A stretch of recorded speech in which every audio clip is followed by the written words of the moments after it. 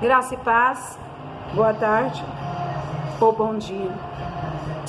Pai, é no nome de Jesus que quero ministrar essa palavra, pedindo ao Senhor Espírito Santo, nosso amigo e companheiro, que venha ao teu reino ministrando a tua vontade em nossos corações.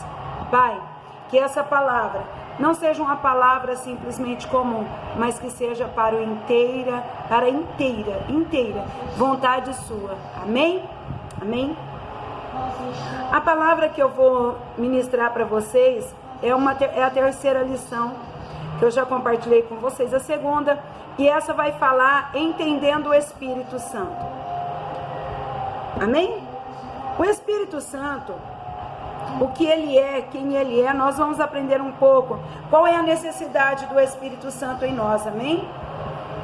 No exato momento em que recebemos a Jesus em nosso coração como caminho, verdade e vida, a Bíblia diz que o nosso espírito foi regenerado, ou seja, foi gerado novamente no mundo espiritual. Aleluia.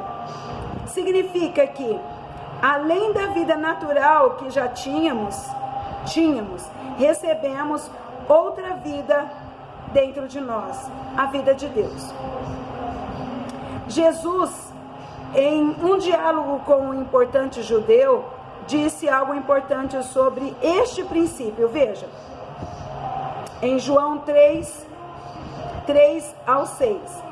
A isso respondeu Jesus: em verdade vos digo, que se alguém não nascer de novo, não pode ver o reino de Deus. Perguntou-lhe Nicodemos: como pode um homem nascer sendo velho? Pode porventura entrar no ventre da mãe e voltar a nascer pela segunda vez? Respondeu Jesus: em verdade vos digo. Olha só, em verdade eu vou dizer para você isso que ele quis dizer. Quem não nascer da água e do Espírito não pode entrar no reino de Deus. O que é nascido de carne é carne. Na verdade ele estava dizendo, Nicodemos, o que é nascido das coisas materiais desse reino, dessa terra, realmente não pode entrar na casa do meu Pai. Porque as obras do meu Pai é vida, e é vida em abundância. As coisas dessa vida, ela é perecível, ela se perde. Foi o que o Senhor Jesus quis dizer. O que é nascido da carne é carne, o que é nascido do Espírito é Espírito. Aleluia. Amém? Espero que você esteja entendendo. Antes do novo nascimento, o espírito do homem estava como se tivesse morto e não tinha capacidade de se conectar com Deus. Mas no momento do novo nascimento, o Espírito de Deus se une ao espírito do homem, regenerando-o, tornando possível novamente a conexão com Deus. Em Coríntios 6:17 diz assim: mas aquele que se une ao Senhor é um espírito com ele, aquele que se une a Deus se torna um espírito com ele, amém? Uma ilustração importantíssima: o rádio com a antena quebrada, ele não se conecta nas rádios, concorda? Para ele se conectar, ele precisa estar com a antena ligada para que as estações sejam pegas. Assim é o homem, que se ele não estiver conectado em Deus, não tem como ele receber de Deus, ele se encher de Deus, ele estar pronto para as coisas de Deus. Porque o que é nascido de carne é carne, o que é nascido do Espírito é Espírito, amém? Então, para que nós nos sintonizamos a Deus, é preciso ser gerado por Deus. Para ouvirmos a voz de Deus, a nossa antena precisa estar ligada. Amém? Quer dizer, os nossos corações regenerados, pronto para ouvir Deus. E o Espírito de Deus, é chamado como Espírito Santo. E nessa terceira lição, é apresentado 3 medidas do Espírito Santo em que estão disponíveis a nós. O que está disponível a nós? A medida da habitação.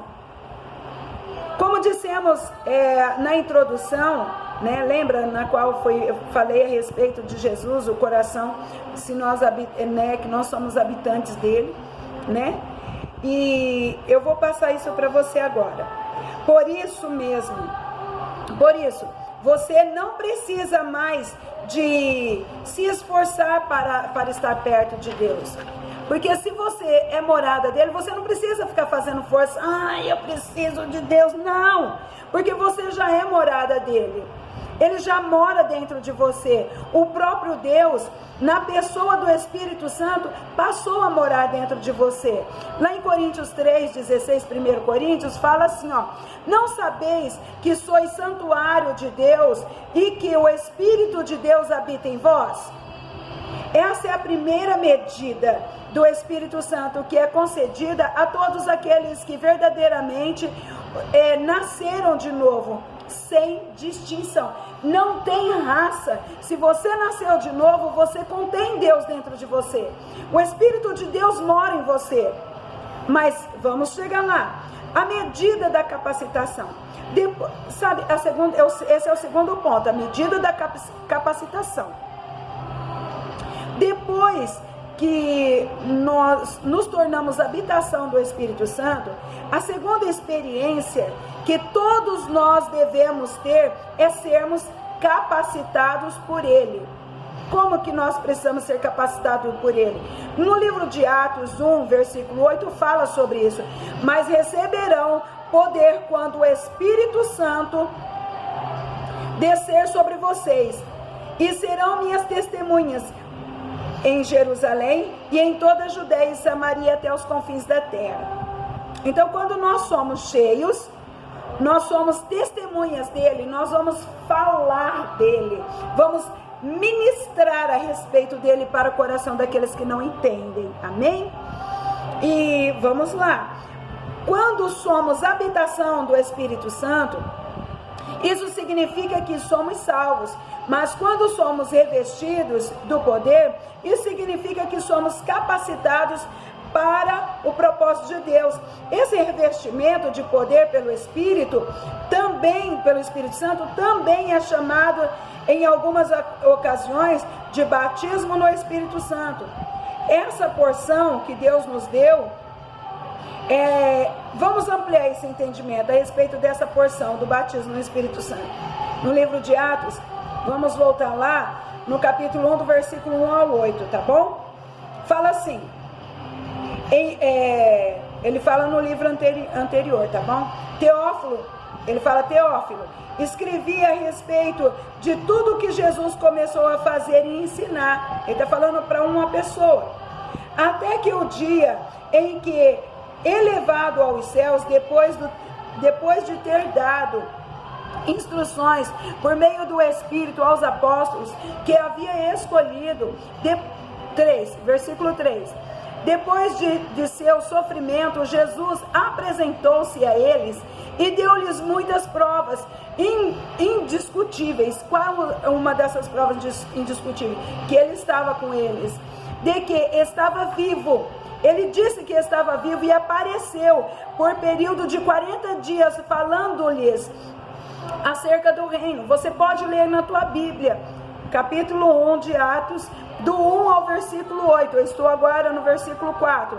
Acerca da ocasião, enquanto comia com eles, deu-lhes esta ordem: não saiam de Jerusalém, mas esperem pela promessa do meu Pai, do qual lhes falei. Pois João batizou com água, mas dentro de poucos dias vocês serão batizados no Espírito Santo. E diz mais: e então os que estavam reunidos lhe perguntaram: Senhor, é este o tempo em que vais restaurar o reino de Israel?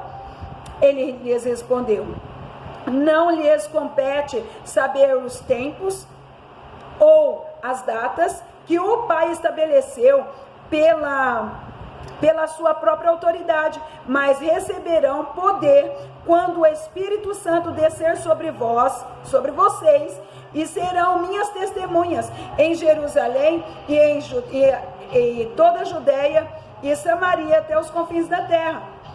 Então no verso 5 ele pergunta, pois João batizou, ele fala bem claro, João batizou com água, mas dentro de poucos dias vocês serão batizados no Espírito Santo.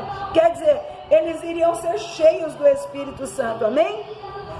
Ser cheios do Espírito Santo, essa é a verdade. Ser cheio do Espírito Santo, no verso 8, ele fala aqui, detalhadamente, mas receberão poder quando o Espírito Santo descer sobre vocês. É receber poder. E nossa última ministração do encontro lembra das ministrações do encontro? Com Deus, o tema era exatamente isso. Lhe proporcionará a experiência do batismo no Espírito Santo.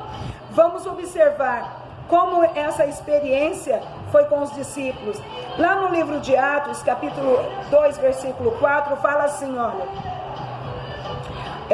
fala para eles, e todos ficaram, todos ficaram cheios do Espírito Santo e passaram a falar em outras línguas, segundo o Espírito lhes concediam que falassem. O batismo no Espírito Santo libera dons espirituais e a maioria evidência. É muito claro você saber que a pessoa foi batizada no Espírito Santo porque ele fala em línguas. Alguns acham que ser batizado no Espírito Santo é só suar, ficar ali vibrando assim. Não é. O sinal de que você foi batizado no Espírito Santo é falar em línguas. Se você sente que está cheio, mas ainda não transborda em línguas, tem alguma coisa faltando. Porque a manifestação do céu, em outro movimento, trataremos com mais detalhes a respeito disso. Fala-se sobre o batismo no Espírito Santo. Porém, o mais importante sobre o batismo no Espírito Santo é que você entenda que esta experiência não é apenas uma sensação maravilhosa, mas uma capacitação do céu, que tem como alvo o propósito de Deus. Amém? Glória a Deus. O versículo 8 é bem enfatizado, esse versículo 8 do capítulo 1 de Atos. Mas receberão poder quando o Espírito Santo descer sobre você, sobre nós, sobre a igreja. Para sermos testemunha, precisamos estar cheios do Espírito. O poder do Espírito Santo tem o objetivo de capacitar os cristãos para serem testemunhas de Cristo até os confins da terra. Assim como agora eu estou falando com vocês, essa capacitação não é minha, mas veio do Espírito Santo. Porque aparente é fácil, mas eu estou aqui falando com você, o meu coração está borbulhando. Pedro testemunhou com tanta paixão a coragem da experiência que ele havia vivenciado com Cristo. Quase 3.000 pessoas se converteram. Quando ele foi batizado, ele recebeu sobre ele esse batismo, e ele ficou tão cheio que ele queria reproduzir isso, porque ele ficou apaixonado, e ele começou a ter coragem, e começou a falar para as outras vidas. É inevitável, irmãos. Irmãs, quando nós estamos cheios do Espírito Santo, é inevitável o desejo de falar, o desejo de gritar para todos o poder e a autoridade na qual é nos dado, após sermos cheios do Espírito Santo, porque é muito maravilhoso essa experiência, aleluia.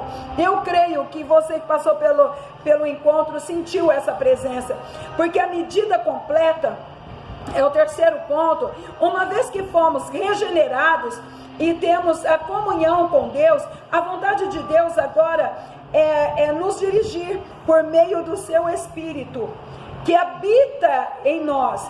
Experimentar o batismo no Espírito Santo é algo extraordinário, mas sermos guiados pelo Espírito em nossa experiência diária é algo ainda melhor, porque falar em línguas é algo sobrenatural, mas ser guiado pelo Espírito é algo sobrenatural. A vida cristã é constituída de duas substituições. A primeira foi na cruz do Calvário, onde Jesus morreu em nosso lugar. A segunda é no nosso dia a dia, quando o Espírito Santo vive em nosso lugar. Glória a Deus. Sendo a nossa própria vida, aleluia. Porque quando nós somos guiados pelo Espírito, somos do Espírito, amém? Em Gálatas 5:25, diz assim: se vivemos no Espírito, andemos também no Espírito. Espíritos não, viu? Está repreendido. Se vivemos no Espírito, vírgula, andemos também no Espírito, ponto. Andar no Espírito significa ser guiado por Ele. Ou seja, todas as próximas decisões da nossa vida, ao passar pelo Espírito Santo de Deus, Ele sabe o que é melhor para nós. Lá no livro de Isaías 55, verso 9, fala assim: vocês não sabem, mas o meu caminho é mais alto que o caminho de vocês, tá? E meus pensamentos são maiores que o pensamento de vocês. Porque o caminho de Deus para nós é um caminho excelente. Quem você acha que poderia te dar o melhor conselho? Quem você acha que poderia te instruir melhor? Você iria pedir opinião para uma pessoa mais velha? Não! Peça ao Espírito Santo, Ele vai te orientar, e é muito maravilhoso isso, é muitíssimo, é uma bênção sobrenatural.